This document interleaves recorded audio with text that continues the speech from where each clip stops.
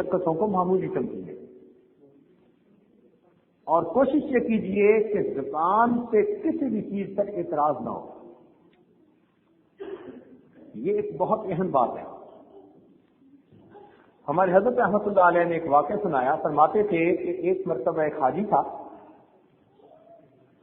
اور وہ صبح کا ناشتہ لینے کے لیے گیا تو کچھ چیزیں خرید رہا تھا. کسی نے اس سے کہا کہ بھئی یہ دہی بھی لے لو. تو کہنے لگا نہیں مدینہ کی دہی کھٹی ہوتی ہے میں نہیں لیتا. بات آئی گئی ہوگی. اب جب رات کو خواب سویا تو خواب آیا کہ نبی اسلام کی زیارت ہوئی تو نبی اسلام نے ناراض ہو کر حکم فرمایا کہ نکل جاؤ میرے شہر سے, کہتے ہو کہ مدینہ کی دہی کھٹی ہوتی ہے. اور خواب ختم.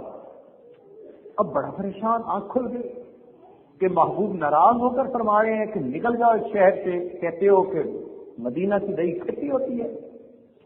اب پریشان ہوا, علماء سے پوچھا میں کیا کروں.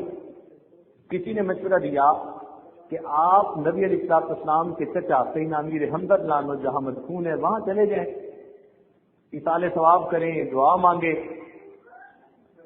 اللہ تعالیٰ کی رحمت ہو جائے. چنانچہ اس نے ایسا ہی کیا. سیدنا امیر حمزہ لانو کے مزار پر گیا, ان کے لیے ایصال ثواب کیا, دعائیں مانگی. رات کو آیا, خواب میں سیدنا امیر حمزہ لانو کی زیارت کی.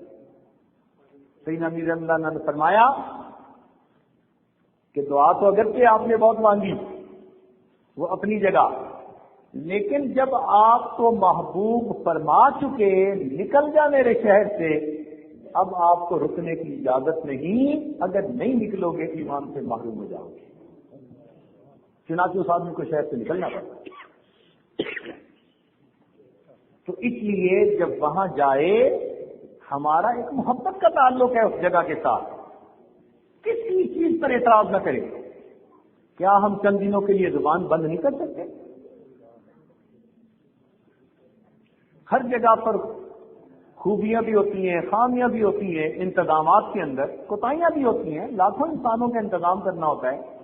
تو اگر کوئی اونچ نیچ نظر بھی آ جائے تو چپ رہنے کی ضرورت ہے, کمنٹ کرنے کی ضرورت نہیں ہے. خاص طور پر